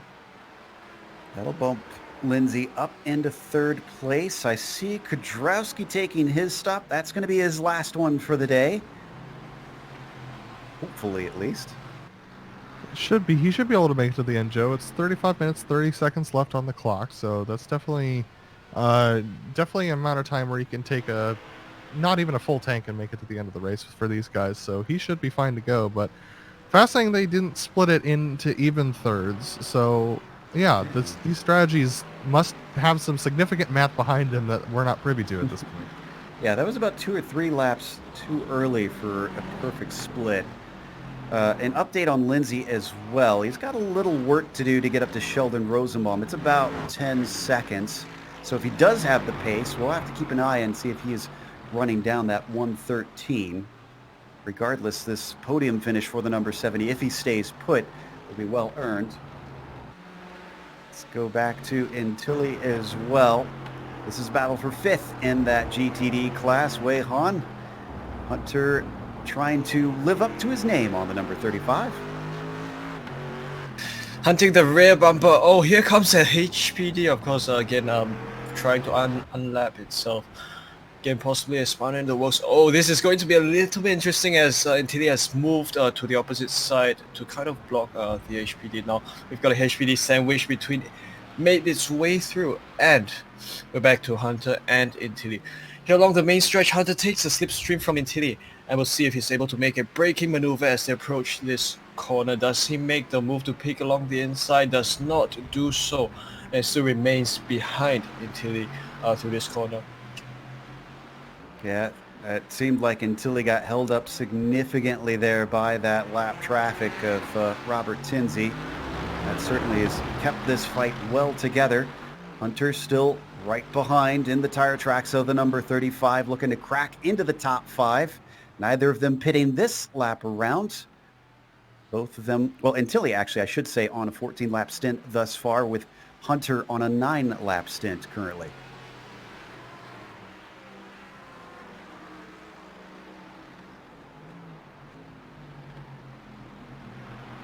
So as the race starts to settle in, this could be before we really see things erupt out there, because I'm seeing a lot of gaps between our drivers, maybe everybody trying to get in their rhythm. So why don't we run down the top 5 of each of our classes before we get our next set of pit stops, at least for most of the drivers. I know we've got a couple that have already come in. And it's going to be Jason Girard who is leading the way, but we expect he's got to give some time back with a longer stop next time. So effectively, the lead should be handed back to our second place car. Dominic Olivier inherited it after the top 3 or 4 cars essentially got into a huge wreck early in the race, and it just fell in his lap. But he's been taking it with great pace out there, and actually fought off the car that is currently behind him, but not on the attack. Patrick Pelchat sits in 3rd. He's about 3.5 seconds back. Has not been able to regain on the number 6, even though it looked like he had pace a little bit earlier. Then how about a quiet run from this man? Ross Booth. He's another one that looks like he may have taken... No, he did not take a short stop, so he's actually got his short stop coming up. The 03 is sitting in 4th. So probably going to be somewhere around Jason Girard by the time he returns to the track. And then you get to the top 5. I was really putting down the big cheese earlier, saying that he was well down the order and out of place. And, well, this race has gone the reverse of what we usually see, although he goes a bit wide there coming through 9, where he finds himself up in the top spot for once. And it looks like Girard just pits now. Let's go to the lead in the GTLMs. Yeah, Jason DeVries, after being the only one who could make it to the 45-minute mark, he actually made it to the 42:30 mark on fuel, is out in the lead, and it's working out for him. He's got an 8-second gap over Kevin Binkley in 2nd. Kevin Binkley is the first on our normal pit stop strategy, folks. He has 9 laps on his tires and is currently in that 2nd position. And while he was being challenged by Ryan Huff earlier on in this stint, Ryan Huff has fallen back to 5.6 seconds behind in that 3rd position. So Ryan unable to mount the challenge. Then we have, it looks like someone spun around here on the front stretch. That was That's Mike Major. Yeah, the 23 is actually facing the wall and trying to get it going. Now he's finally got the car moving. Let's see how he got in this odd position. I think he clips the grass coming out of the final chicane. Yeah, and while we're watching that, I can report that also Olivier Tricot had a similar incident to this, just on a different part of the track as we're watching this live, or this replay. There it is. Let's see. Does he touch the grass? Oh. Oh, just barely. Oh, that's pretty heavy contact with the front right, though. Yeah, it's a shame that such a small mistake wound up being so costly. Josh Wolf is also pitted. Did you get through your top 5? Sorry. Not quite. so I was caught up. talking about Daniel Giralty, who has been running a very good race, but just had that moment where he went off track due to clipping the grass through the final chicane. He's now 4.4 seconds back as Dominic Olivier takes a pit stop in the prototypes. Leif Peterson, we actually haven't talked about him at all today. He is running very solidly in 5th position, 8.5 seconds back of Daniel Giralty, and is having a very quiet day, which is probably going to be something he looks back on and smiles about, considering all the trauma we've had on track here, Wei-Han. Yeah, certainly heading the charge of affairs at the GTD side of things. Tyler Guillermin has found himself a massive gap ahead of the rest of the field. He is in a relatively safe position with 12 seconds ahead of P2, which is Sheldon Rosenbaum. Now, Rosenbaum had also had quite a good race so far, currently sits in second, and I do believe at various points in the race he had come into some moves with Paul Lindsay, who sits in third.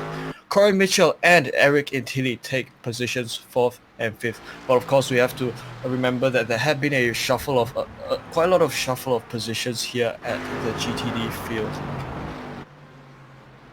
So we just had a big moment, Joe, with Sheldon Woloshin.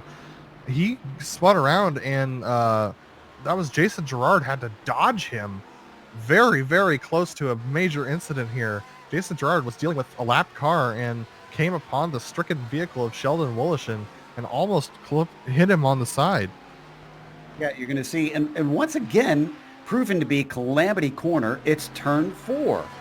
I did not expect this to be a place where we saw all kinds of big incidents, and there you can see, oh, wow, great reaction there from Jason Gerard to see that coming and manage to get out of the way in time. This is what he saw. Let's watch this. So he's coming through the corner thinking everything's fine, and he comes around, oh my gosh, there's a spinning car, smoke, and he just barely manages to make his way by. You can see that car just suddenly wobble and weave off to the right when he goes, uh-oh. So Patrick Pelchat has now taken his stop. Now, where is he going to come out in regards to Gerard? He's going to get jumped by Olivier because he's already by. Pelchat's back out and behind Ulmer, but Ulmer hasn't taken his stop yet, so he still needs to come in, and that'll put him a few seconds ahead of Jason Gerard. Yeah, 4 seconds ahead of Gerard. Gerard has lost a significant amount of time in this exchange of pit stops to Olivier. Olivier is a good 8, more than that, a good 10 seconds ahead. And what's crazy is that you look at the comparison between their 2 pit stop times, and you see where the 8 seconds is because it's in that stop. Like you said, Jason Gerard having to give back some time due to the pit stop cycle. He tried an alternate strategy to see if it would help him, and it seemed like it did decently. We talked about Woloshin having that spin. Well, he's got up to the back of Mark Kudrowski now, working on 10th place in the GTDs. That is actually Kudrowski who just went by him, it sounds like. So I wonder if Woloshin dealing with the damage of that big shunt.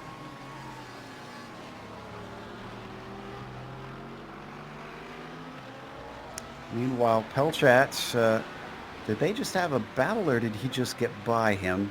Oh, he just got by him. So,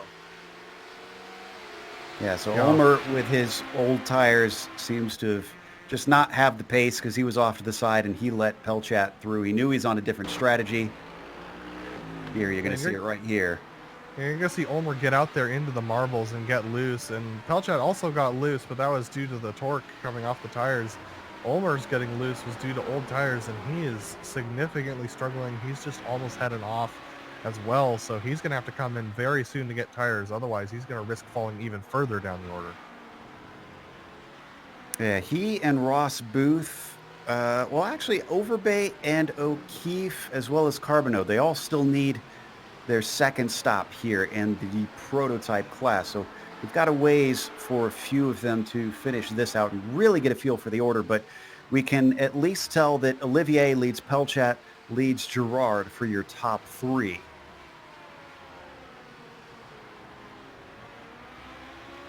Now we play the proverbial waiting game because the GTLMs and GTDs, a much wider window for those pit strategies.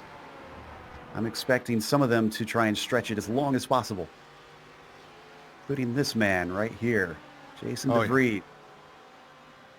Jason DeVries, who we see on our timing and scoring, is leading the GTLM class, and he really has a commanding lead right now of almost 9 seconds. He's been able to stretch it out by about a second every 5 minutes, and I'm not sure whether he's going to be able to make it to the very end on this pit strategy, just because he has not had a drafting partner to pull him that full 45 minutes like he had before. But his pit stop should be as long, if not shorter, than the rest of the guys around him. It should be about as long, I think, given the drafting he's had. And so if he can just maintain that 9-second gap, he'll be good to go. I think we had a problem with Tommy Regan just now.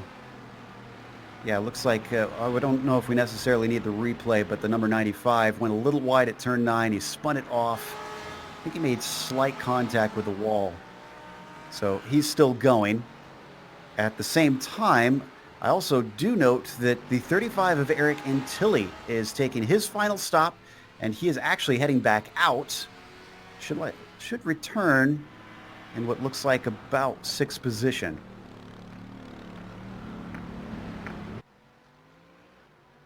Yeah, so he's one of 3 drivers to take their final pit stop in the GTD class. So he's on a different strategy from most people. We're going to go take a look at the battle, though, for P4 in the GTDs. This is between Corey Mitchell, Shane Hunter, Corey Mitchell and Shane Hunter, who are very close to one another right now. Yeah, on screen, Mitchell leading the way. That's the rear bumper you see lit up by the headlights of Shane Hunter, and they're going to get rudely interrupted by John Ulmer, who forces his way in and then picks the wrong side to try and get through. Thankfully, no wreck coming from that, but we always talk about it, Adam. There is an etiquette to dealing with lap traffic and lapping cars, and they always say, don't react to the cars behind. Yeah, and in that moment, I think Corey Mitchell was trying to, didn't realize, Corey Mitchell looks like he's actually struggling a little bit with rear tire grip, exiting into the braking zones of the corners, getting a little bit loose through there, so maybe a little bit too much rear brake bias, as we see. That was Kevin O'Keefe going into the pits now, so they have Michael Overbay between them. But yeah, like you were saying, Joe, Corey Mitchell, I think, was just moving over in his normal line, and Ulmer was thinking, if he's going to move over, I'm just going to go take the inside line to the next corner. But then Corey Mitchell, realizing Ulmer was there, moves back over to the right, thinking that Ulmer's going to slot over to the left, and then they just meet in the middle. Ulmer also pitted in that sequence. He was just ahead of them. So he's in and finishing his last stop along with O'Keefe. In fact, O'Keefe going to get out ahead of Ulmer. Ulmer in very long. This is an unusually long stop. Does John have some damage? He's about 6 to 7 seconds longer than most of the other drivers around him.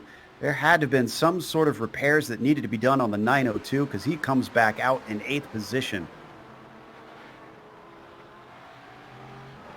Yeah, it's one of those drivers who I think likes fighting from behind, as we actually have our first taker in the GTE class. Leif Peterson in from 5th position.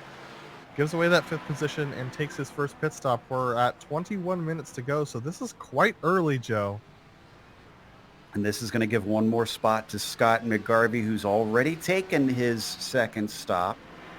So that brings Scott back up to 5th. Leif, I think he'll return in 7th, because Carter Kundinger just snuck by.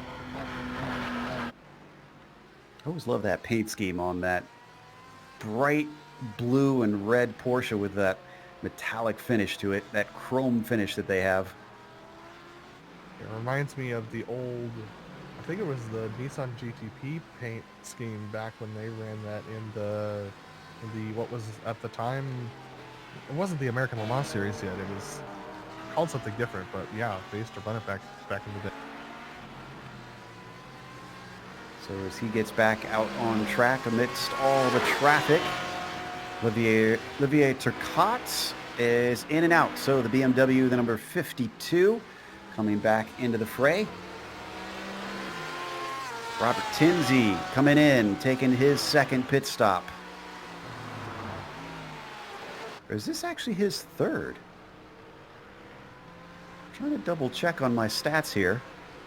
This is Robert Tinsey in for... Why is he in for a third stop? Don't think he hit anything that I can recall.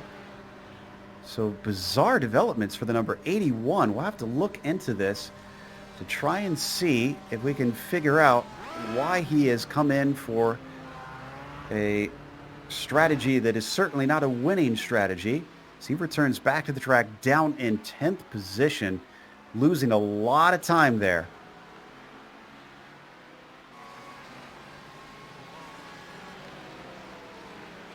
Looking back at the battle for third here, Weyhan, Mitchell and Hunter continuing on, still looking for that third stop though, or second stop rather. Still going strong. They've yet to make the second stop. Yeah, that's right. Fighting for third. Now, of course, gap between them is very, very minute at this point, and I think they have been going on at it all race long. Now is Hunter going to go for a braking maneuver? No, does not do that. Follows through the corner as he comes on this part. Now, of course, coming to this kind of final section of the circuit, especially at night, this is kind of one of the parts where drivers will have to rely on their instincts a little bit, because it is not exactly the best lit part of the circuit. They come along the main stretch here. Do see some of the HPDs coming out of the pits at this point. Yep, that would be Ross Booth and Michael Overbay, who have just finished their stops, and Booth comes back out in P4, a long distance behind Jason Gerard. So Gerard will manage to get a podium unless something drastic happens to him. Sure, he'll at least be happy with that. Still waiting on, let's see, that's all of the prototypes have been in. At this point, it's just a couple of the GTD class, and then a majority of the GTLMs still need to come in. GTLMs being led by Jason DeVries, and it's up to 8 seconds over Kevin Binkley. This does not seem like a driver to me that is resting now in this second stint and saving fuel. I think he is full tilt. Yeah, Joe, he's definitely going for it. This is one of those times where I think he realized he doesn't have a drafting partner, so he's just got to go for it. And he's been putting a clinic on right now in the GTLM class. Binkley's really going to have to turn up the wick if he wants to do something from here. Huff isn't even in it either, back in third place. He's another 6.5 seconds back as well. Still quite a bit of racing left to go in this, and one thing we have learned from the Autobahn series at least is that you can't count your chickens. Not until that checkered flag hatches them. It certainly seems like every time we think things are solidified, we get to the final 10 minutes and suddenly everything blows up. Yeah, and everything blowing up is kind of what we come to expect. And one of the things that I'm expecting is to see battles all over the place. We're seeing right here, this is Corey Mitchell and Shane Hunter who are getting interrupted by Michael Overbay.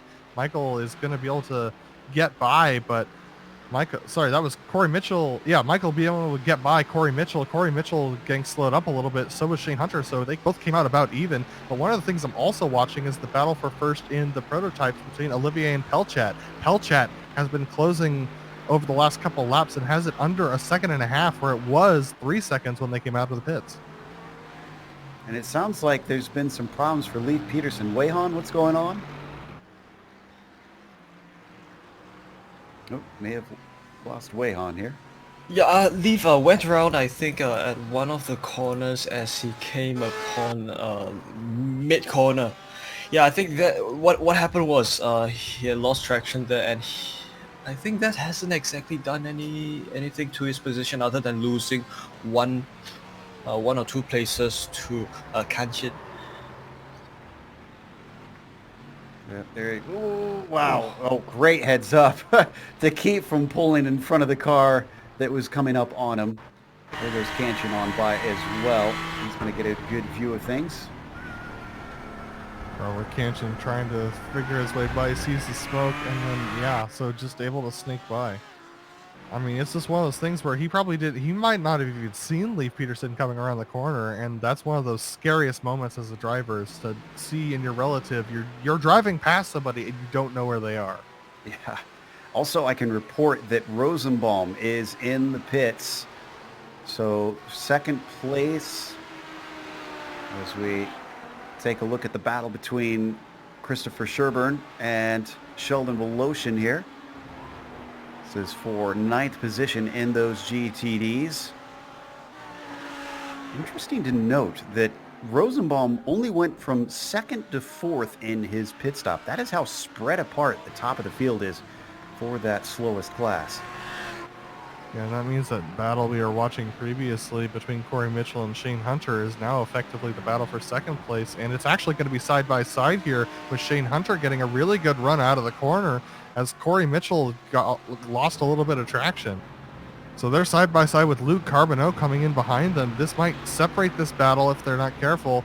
Shane Hunter's going to have to take the opportunity to dive down the inside as Corey Mitchell has to go wide because of Luke Carbonneau. He's going to have a good run. He's going to look to the inside again through the corner and dive it down. Corey Mitchell turning in a little bit early to try and get that position. They're going to switch back on each other here. Shane Hunter with a good drive out is going to take that position away. Rosenbaum is the one that doesn't want to get involved in this. He is on a different strategy from these two. If he gets caught up in this mess, that is a great day thrown away just like that. Great job from Shane Hunter to send that move in just when he saw the opportunity. Clean racing between the pair of them. But here comes Sheldon Rosenbaum off of the hairpin of 10. Doesn't quite get the exit he needs, Wei-Han. It seems like Mitchell's going to be safe down into 11. Yeah, absolutely right. Fantastic move by Hunter upon Mitchell. Of course, Rosenbaum trying to run his own game, but of course, the fact is that as these cars are present, he is able to make use of some of the tow that is provided by this battle. So as they come down the front stretch, a look to the inside. Sheldon doesn't want to sit around. He knows he's losing time to these two. He knows he's quicker as he sends it deep into the first corner. Brake rotors just glowing as they heat up here in the night. Doesn't get the launch off that he wants. This is where he really needs in this back and forth section early on in the lap to try and get himself those corner exits. A little wide up ahead of them from Shane Hunter, but he doesn't lose too much time despite being offline. And Joe, this is what I was talking about when I said it was really difficult to pass around here. Sheldon Rosenbaum trying to find a way by, almost makes contact with Corey Mitchell onto the braking into the corner. There's just there's no place to find a place to pass here if you don't get a good launch off of the previous corner. You really got to focus on your corner exits around here, and Rosenbaum is really good into the corner, but struggling on corner exit. Slow in, fast out, as they say. And it looks like maybe he's got that down here, coming through the S's down into 9. As good of an exit as that was, it wasn't a long enough straight, so through the hairpin, he's got to try and get it straightened out. Look at him saw at the wheels. We ride on board with that number 113.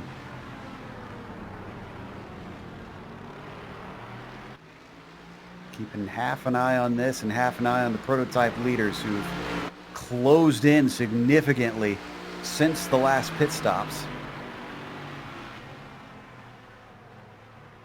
Rosenbaum really good on the brakes, but he just can't seem to get a good entry. He gets held up every single time. Make contact with him that time? It was awful close again. Watch from on board. Let's see if we can tell if he actually had a little touch there. Be happening here into 11 when he once again tries to outbrake him. Of course, that lap traffic might not have helped. Could have backed him up a little bit. Oh, that was a definite touch. Yeah, but the thing is that Corey Mitchell doesn't have to give up the position this is position on track. And speaking of 4 position on track, Pelchat is right on the back of Dominic Olivier at this point. These are the leaders in the prototypes after their final pit stops, and it's getting very tight. I'll be honest, I did not expect Pelchat to get back into this thing. And with 2 tenths between them, Pelchat's licking his chops, thinking that maybe I could get myself a victory here. Of course, he's not had, in fact, I'm looking through his results, and I don't think he's finished a race yet. Dominic Olivier is going to have to be careful if they ever do implement the new damage model on these HPDs going through those cones. That will affect your aerodynamic damage there. But at this point, it's the best route for him to get the most time. But Pelchat, look how strong he is off of the corners, into the corners. Olivier looking a little weak right now. Pelchat looking very aggressive. We'll have to get back to a replay at some point, but I can tell you that Rosenbaum and Mitchell came together finally. He just lost patience. Hard to peel away our eyes from this right now as Pelchat is on the attack now. The number 16 spies a victory. He thinks he can get it, but to do it first, he's got to demote Olivier. Looks like he backs off a little bit here. Not as strong in a straight line down into 11. In fact, they're going to be split by a lapped car. Back by quite a bit. That is going to separate them now. That's going to give us a chance to look at that replay of that incident. Let's see if we can spool that up. And did we lose Corey Mitchell as well, Wayhan? Is that what I'm seeing? Yes, exactly right. Mitchell and Sheldon they've come together at one point just earlier on. There we go. Looks like we've got it pulled up.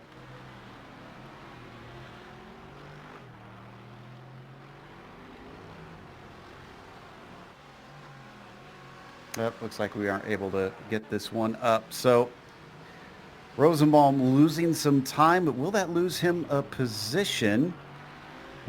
No, he's actually back up in the lead, and everybody around him has stopped except for Corey Mitchell. So Rosenbaum nearly threw away a win in that move. And while we've been watching that, Patrick Pelchat got held up by some traffic, so he's off the back by 1.5 seconds from Dominic Olivier, now in the lead. And we've had our first pitter in the GTEs, Carter Kundinger. All right, so Carter Kundinger not going to do a one-stop strategy. Neither is McGarvey, neither is Peterson. And actually, Kundinger comes out right with, oh, no, that's not Wilson with him. That's another, it's a lapped count. That is the Sherburne. That's a GTD car, so not even in the same class.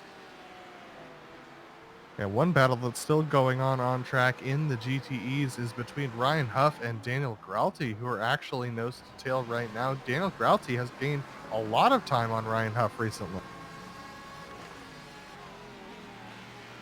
What about Jason DeVries? That's the big question mark. Can he actually do this one-stop strategy?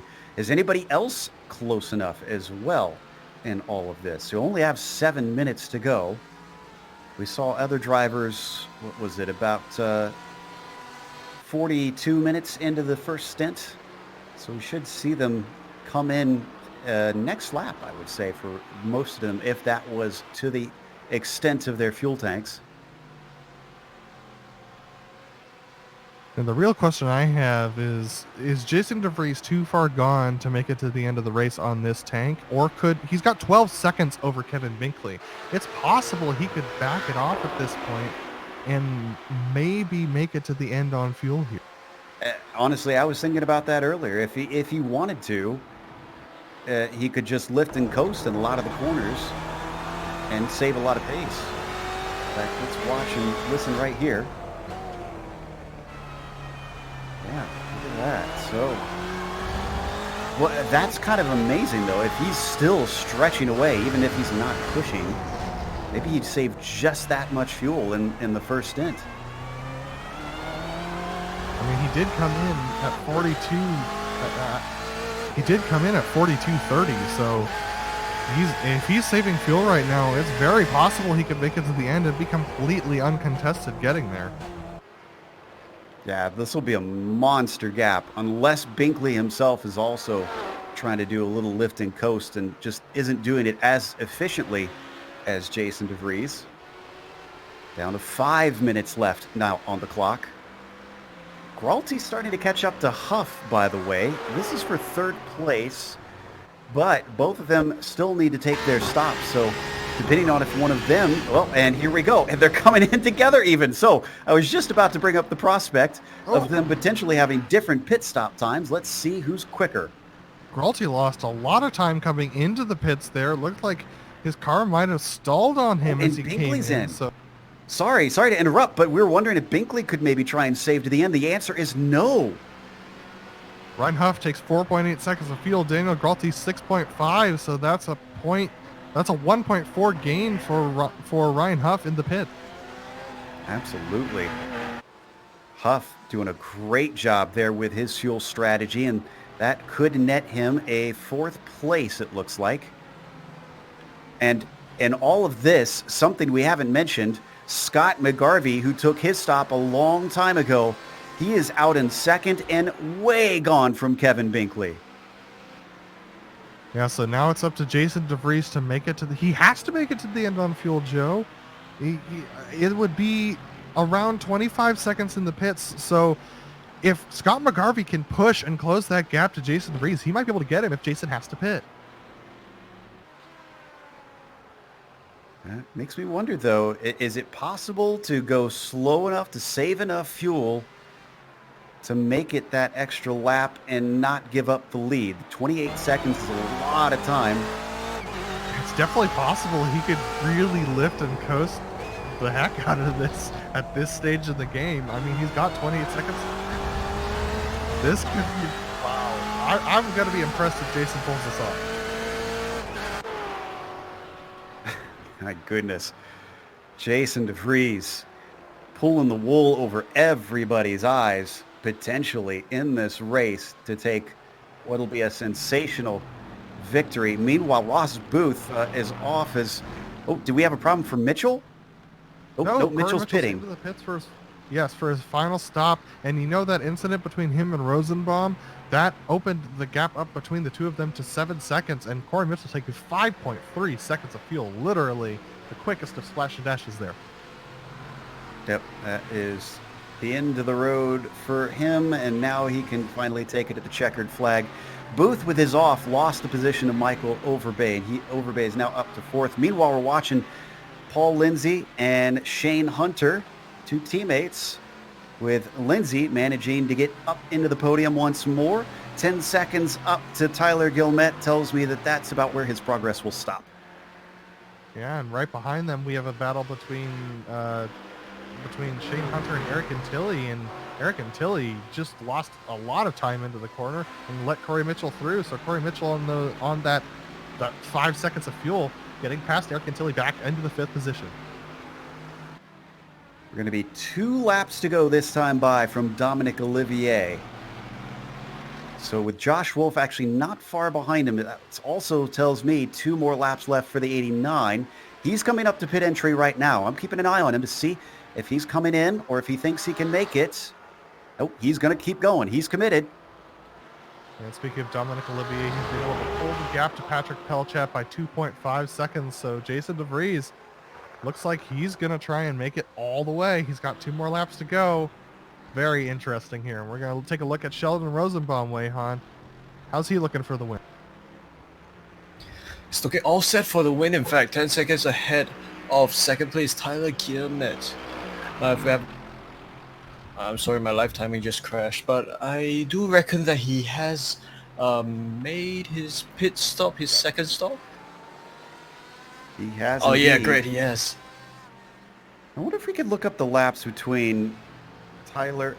Oh, no, and Booth with another issue. And this is in a bad place. There's a lot of cars coming through, narrowly avoiding him. And this was a single car incident, Joe. This was the same hairpin not hairpin, the switchback that we've seen really cause problems for a lot of drivers today. He just gets into it a little bit deep. Actually, this is a different spot, but he gets into a little bit deep there, puts the power down too early and spins around, and everyone has to avoid him. Well, thankfully he didn't get hit. Otherwise, Pikachu would have to go see Nurse Joy. Thankfully, Booth able to at least see the checkered flag, but he is down to P8, losing a lot of spots from that. Where is Olivier at this point? Oh, and white flag coming out for Dominic. 30 seconds left on the clock. The final lap has started. So where is De Vries? Oh, De Vries is coming through. This is the moment of truth. If he stays out, he absolutely has to get to the checkered flag from here. He did. And he's going to do it. He didn't even have to, Joe. He had 30 seconds in the bag back to Scott McGarvey. He could have pit for fuel if he wanted to, but he's confident he can make it around. Incredible stuff. What if we could get a quick lap comparison between Rosenbaum and Guillemette? Now, I think they're too far apart, but Rosenbaum, with his damage he got from that contact a little bit earlier, it worries me a little because I see that gap coming down. Yeah, but Joe, I'm not sure it's going to come down enough. It's only 8.6 seconds, so that's a little bit in the last couple laps. But one thing I'm really interested in is Dominic Olivier has lost that full 2-second gap lead. It's now down to 0.75 between Dominic Olivier and Patrick Pelchat for the lead of this race. I don't think that was traffic either, was it? There's a little bit of traffic, but not enough to cause this much trouble. They're coming up on Mark Podrowski and Leif Peterson, and this could really get in the way of... Remember at Monza where it came down to fuel and literally right at the line for the win. Is Olivier going to suffer the same fate? Is Pelchat going to steal it away from him? I think Patrick's in a hurry because he's flashing his lights furiously. He wants through. Dominic Olivier, more traffic for him. It's Leif Peterson. Is this going to be a problem off the final corner? If he's got enough, all he has to do is stretch it to the line. And indeed, Dominic Olivier with the win here today in the prototypes. After them, it's going to be Jason De Vries coming to the line next. A great finish for Dominic Olivier. Strong showing. Good job capitalizing on the best opportunity that he had. Jason De Vries, though, has got a couple of cars ahead of him. Probably just going to stay behind them as he goes through the final sector. Coming towards the line, he's going to go through the chicane one last time. This is an impressive run, a one-stop race in 90 minutes for Jason De Vries, and not more than 90 minutes for Jason De Vries, and he is going to take the win in the GTE camp. Sheldon Rosenbaum, it wasn't a perfect race. He had his own issues to deal with. But while everybody else faltered, Slavonic fell by the wayside. Santana fell by the wayside. And it is Sheldon Rosenbaum who is going to pick up the victory here today in Japan for the GTD class. A little bit of a fight for third in that class. Paul Lindsay trying to hold on to the podium here as Shane Hunter, his teammate, is behind him. Now, I'm not sure if this is actually a fight because Shane gave away that relatively easily. And indeed, it looks like he is not going to battle with him. Is Paul Lindsay going to at least be able to recover back up onto a podium here today? I believe that's going to be the last of our battles across the line. So why don't we head to a quick break here on the Global SimRacing Channel. We'll come back with the unofficial results. Stick around, though, because on your screen you're going to see all the upcoming races where afterwards we will give you the driver interviews.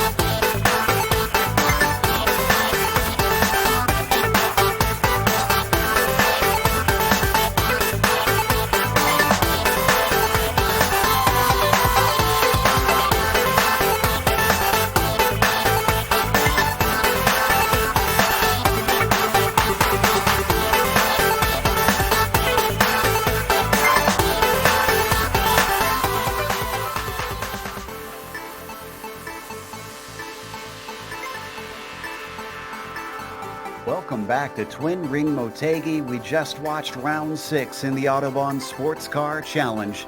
And up at the top of it, Dominic Olivier, I believe, may have gotten his first win this season. I'm double checking on that, and it does indeed look like this is the first time that Dominic will stand on the top of the podium. Patrick Pelchat chased him home half a second between them, certainly kept him honest after many of the front runners fell by the wayside early in the race. Pelchat coming from 7th on the grid, by the way, so I'm sure he'll still be happy with that second. Jason Girard, the man who really loves Japanese culture, comes from 6th to get on to 3rd onto the podium, and we'll see if he's celebrating or if he's still a little bit disappointed with how his season is going. Michael Overbay was 4th in the end, with Kevin O'Keefe actually getting a top 5 despite having a few problems of his own as the race went on. John Ulmer finishing 6th himself, with Luke Carbonneau coming home in P7. You got Ross Booth in 8th position. Poor Robert Tinsey wound up in 9th with an extra pit stop. We're still not sure why he needed that. Mike Major was in 10th with Josh Wolf, rounding out the finishers in the prototype field, finishing 11th today, Adam.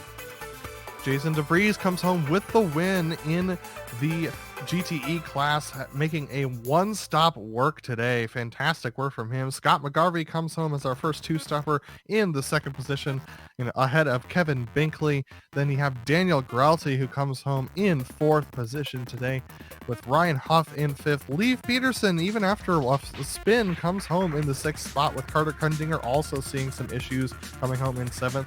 Mark Wilson, Olivier Tarcott, and Robert Kanshin round out your finishers in the GTEs, and we had one DNF in the GTEs, and that was Bradley Haley, who got into that major incident earlier on.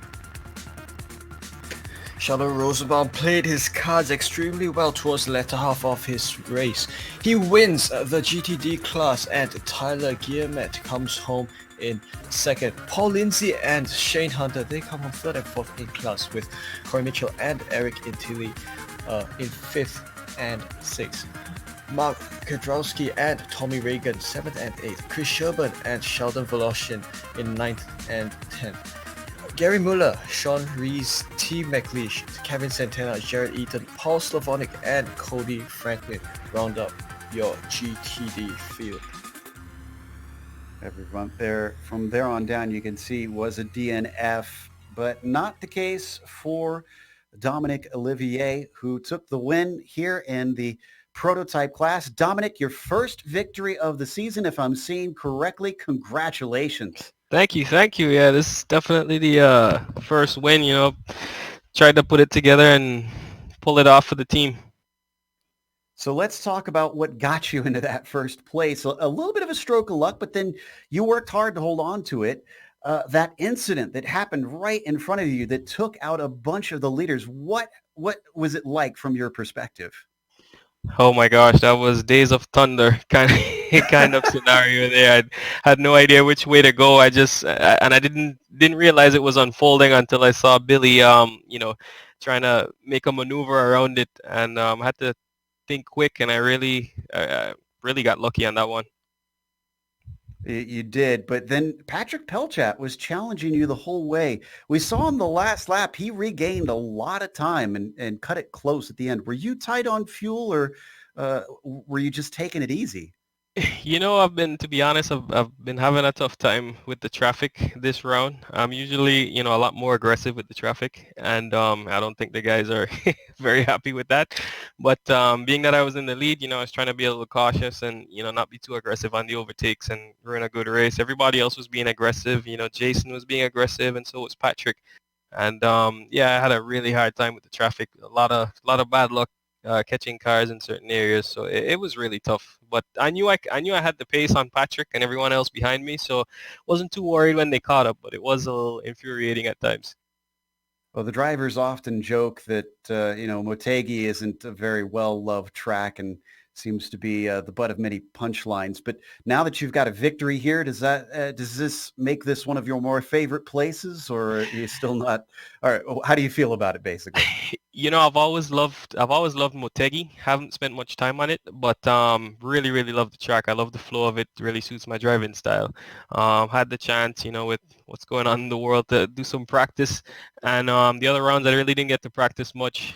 This time I put some practice in. I knew what I can do, and surprisingly had a lot more fight. The gap was a lot closer between everyone than I thought it would be. So it's a little disappointing to see, having had Billy and Nathan and Miguel, my teammate, go out like that. But I was really relishing a good fight. I think it would have been a really, really tough race. But yeah, very happy for the win, get back in the championship fight, and, see where we go from here. Fantastic. Anybody you'd like to thank before we let you go? Yeah, I just want to thank Geodesic Racing for, letting me represent, and Miguel, my teammate, for putting together this setup and getting it all sorted for me. Awesome. That was Dominic Olivier, our winner here today at Motegi in round 6. Up next, Adam has caught up with Jason DeVries with his light right foot. Yeah, Jason, first question is the obvious one. How close were you on fuel at the end? I was fine. I had like 3.2 liters at the end. So I ran 26 the first stint and then 24 the second. So I could have done 25, and that's what I was planning to do. So I had plenty. Well, that's very impressive considering the fact that you were the only GTE driver to come home having done a one stop today. And that's definitely what gave you the pace. But you also looks like you had some pace in that final stint. Scott McGarvey finishing 35 seconds behind you.